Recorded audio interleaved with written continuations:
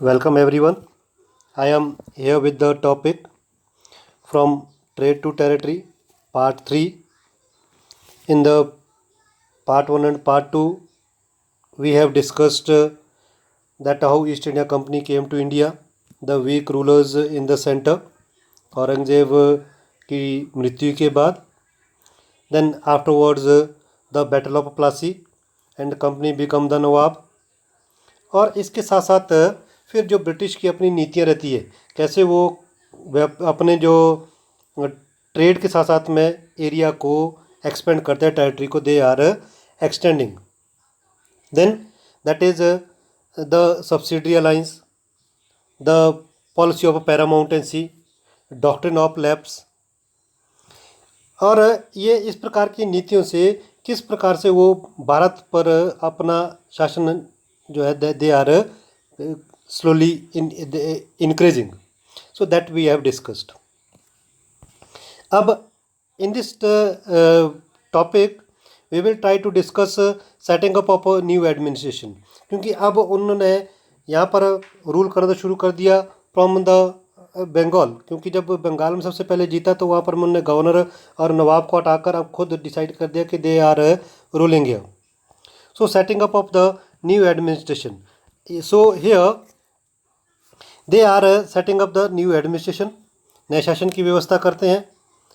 And the here governor general was appointed. Now क्योंकि area ज़्यादा बड़ा हो गया, governor alone can not rule, so they have there 3 presidencies. 3 presidencies थी. One was in Madras, one was in Bombay, one was at Calcutta. तो 3 प्रेजिडेंसीज बॉम्बे, मद्रास, कलकत्ता में, और 3 governor हो गए. तो 3 गवर्नर्स एंड 3 प्रेजिडेंसीज. और इन 3 के अबव ऊपर में एक governor general. Governor general was controlling. And below the governor general there will be a governors. Governor के नीचे में कौन होगा? District collectors. So district collector तो उस एरिया को डिस्ट्रिक्ट में बांट दिया और डिस्ट्रिक्ट हेड डिस्ट्रिक्ट कलेक्टर हो गया. अब ये डिस्ट्रिक्ट कलेक्टर कौन है? डिस्ट्रिक्ट कलेक्टर एक नई जो है सत्ता हो गई कि जिसको कि जिम्मा दे दिया कि टैक्स भी वो कलेक्ट करेंगे.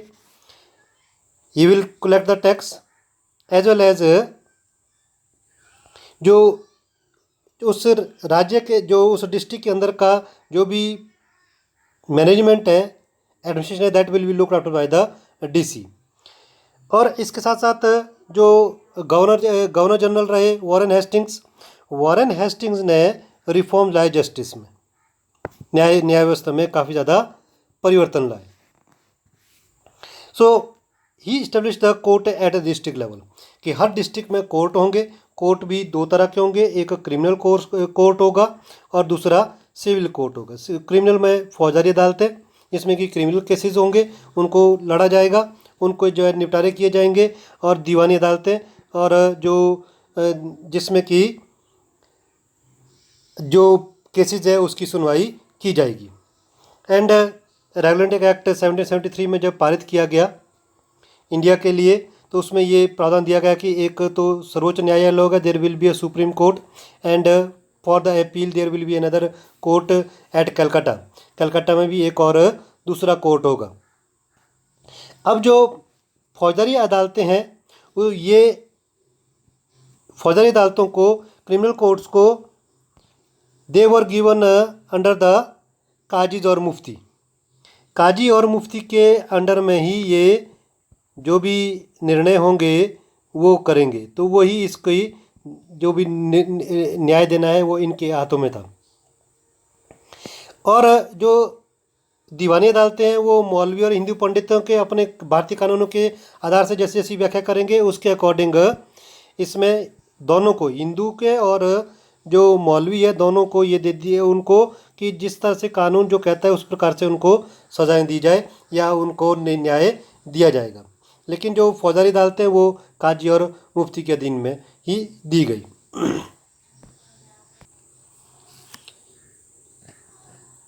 और नेक्स्ट ब्रिटिशर्स के लिए एक बड़ी समस्या थी कि ब्राह्मण पंडित जो धर्मशास्त्र है उसकी अलग अलग से व्याख्या करते हैं,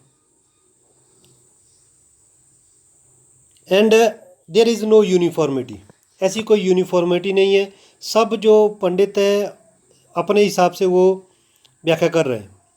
तो इसको एक समरूपता लाने के लिए, for the uniformity, in 1775 11 pandits were asked to complete a digest of Hindu laws, और उन्होंने उसको कंपाइल किया 11 पंडित्स ने। And B Halhed, N B Halhed, he translated into English. तो उसको ट्रांसलेट कर दिया गया। इसी प्रकार से 1778 में जो यूरोपियन न्यायाधीशों ने मुस्लिम कानूनों को भी एक संहिता तैयार करने के लिए कहा कि उनको भी एकत्रित किया जाए, जिसके तहत they can give the justice. तो जब एक एकत्रित रहेंगे तो उसके अकॉर्डिंग सब लोगों को समान रूप से न्याय मिल पाएगा। Then next is the company की जो आर्मी है, वो कंपनी की आर्मी किस प्रकार की रही, क्योंकि इसके साथ में हमने एडमिनिस्ट्रेशन को मजबूत करने के लिए, तो अब एडमिनिस्ट्रेशन को मजबूत करने के लिए आर्मी का होना बड़ा ज़रूरी है। तो अब न्याय भी दिला रहे हैं, डीसीशिप हो गई, डीसी हो गए, अब ये नए तरह के हो गए कलेक्टरेट, सत्ता और संरक्षण का नया केंद्र बन गया। जबकि इससे पहले नवाब और नवाब के जो मिनिस्टर्स हैं वो रूल करते थे, they were controlling. Now the collectorate office is collectorate, that is controlling, and that is the new center of power and patronage. So जो पहले की जो अथॉरिटीज़ थी उनको रिप्लेस कर दिया। अब इसके साथ साथ अब है कि सेना का, तो सेना में इफ़ वी सी हेयर कि सेना जो है हाउ दैट वाज रूलिंग, तो इसमें how that was working, one is the comparison of a Mughal army, another one is the company's army. जो मुग़ल आर्मी है उसमें जो घुड़सवार है, कैवेलरी है, जिसमें कि घोड़े चलाने वाले प्रशिक्षित होते थे, और दूसरी होती थी इन्फेंट्री, पैदल सेना होती थी। तीसरे होते थे लोकल जमींदार, सशस्त्र से जो किसान हैं उनको भी जिम्मा दिया जाता था कि आप सेना को तैयार रखेंगे, वो हथियार रखेंगे या ट्रेंड करेंगे, लेकिन उनका कोई काम ऐसा नहीं था कि उनको हमेशा ही सेना की तरह का ही कार्य करना है, तो उनको सिर्फ इमरजेंसी में ही ये जिम्मा दिया जाता था। लेकिन जो ब्रिटिश की जो आर्मी है, अब इसमें मुग़ल आर्मी में घोड़ेसवार को और घुड़ सेना को ज़्यादा ताकतवर माना जाता था, इन्फेंट्री को इतना ज़्यादा ताकतवर नहीं माना जाता था। लेकिन इन्होंने, ब्रिटिशर्स ने इन्फेंट्री को ज़्यादा अहमियत दी, और इन्फेंट्री को इन्होंने दे प्रोवाइडेड द मस्केट्स एंड मैचलॉक्स, मतलब पैदल सिपाहियों के लिए भारी बंदूकें, और जो बारूद, जिसमें बारूद वगैरह की तरह की, जिसमें कि माचिस से चिंगारी दी जा सकती है, ब्लास्ट कर सकते हैं, थोड़ा सा दूर तक गोला फेंक सकते हैं। तो इस तरह की जो, अब घुड़ सैनिक ना होकर, घुड़सवार ना होकर, अब क्या हो गई, पैदल सेना, और पैदल सेना को सशस्त्र कर दिया, तैयार कर दिया, और इनको पेशेवर बना दिया। जबकि पहले पेशेवर नहीं होते थे, पेशेवर सिर्फ जो राजा के पास सैनिक होते थे, they were only the professionals, but now they were made as the professional. अब उनको पेशेवर सिपाही बना दिया। पेशेवर सिपाही होने से क्या हो गया कि अब उनका काम सिर्फ लड़ाई लड़ना है, और इसके अलग अलग तरह से लड़ाई लड़ने के लिए गुर सीखने, and for that they were given the training. उनको जो है ये ट्रेनिंग दी जाती थी, develop uniform military culture, and soldiers were trained for with the discipline and drill. उनको ड्रिल और डिसिप्लिन सिखाया जाता था, और इस प्रकार से they build there the large army, and that large army was able to increase their areas.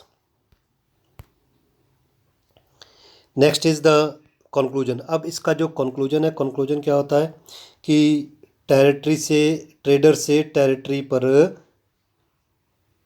उनका फोकस हो जाता है। Instead of the traders, now they are trading as well as have extended their empire, उन्हें साम्राज्य तक में अपना स्थापित कर दिया। एंड इट वाज पॉसिबल कि जो यूरोप है, यूरोप में काफ़ी समय से टेक्नोलॉजी में और इंडस्ट्रियल एडवांसमेंट हो रही थी। इसके साथ साथ क्या हुआ कि जो शिप्स है, शिप्स में स्टीम इंजन लग गए। ये जो स्टीम टेक्नोलॉजी है, स्टीम टेक्नोलॉजी ने अब हर मशीन को गति दे दी to produce more as well as to reach to the Indian subcontinent. Ships में भी अब भाप इंजन लग गए, तो इंडियन जो सब कॉन्टिनेंट को आने के लिए जहाँ पर 6 से 8 महीने लगते थे, 6 to 8 months to reach to the Indian subcontinent, India तक पहुँचने के लिए अब वो almost they can reach air by 3 weeks।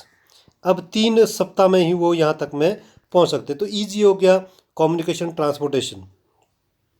And bye 1857 जो हमने अभी तक का पढ़ा कि 1857 तक आते आते, क्योंकि 1856 में अवध को they have merge with the British the last, तो उसके बाद में उनके पास, ब्रिटिश के पास में इंडिया का 63% area they are acquiring and have a control on the 78% of the population. ये आप देख सकते हैं कि किस प्रकार से ब्रिटिशर्स ने एक बहुत बड़े क्षेत्र पर, भारत के आधे से ज़्यादा क्षेत्र जो है that was under the Britishers, और पॉपुलेशन तो ऑलमोस्ट 78% जो है that was under the British. So that is that the conclusion that how the Britishers they came here as a traders, और किस प्रकार से हमारी अपनी कमियों से या हमारे जो अपने जो डिफरेंसेस रहे that gave the loopholes for the company, और कंपनी को इसका फ़ायदा मिला और they start ruling over India and we became the slaves और the under the British, उनके हम अधीन हो गए और then they start ruling, and in the next videos we will do another topics. Thank you.